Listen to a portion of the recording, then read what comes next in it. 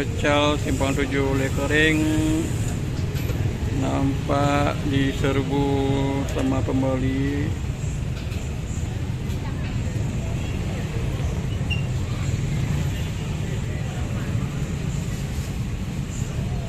Salah satu makanan favorit masyarakat Aceh untuk menu berbuka puasa. Ini nampak pembeli kembali berdatangan.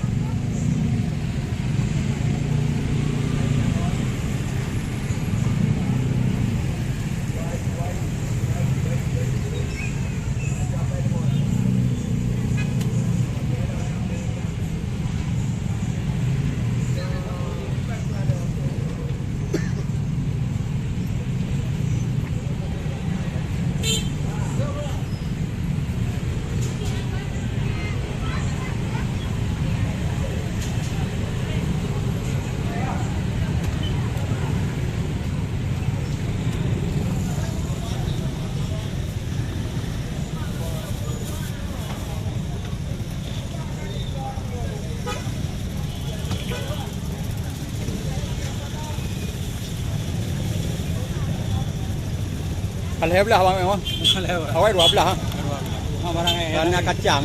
Orang kacang mandu. Mandu bang. Orang dah dah 25 nya kawarnya. Iyalah. Man, nanti beda apa ini? Man langganan bang, ke Bali langganan. Nanti beda apa ini? Ya langganan.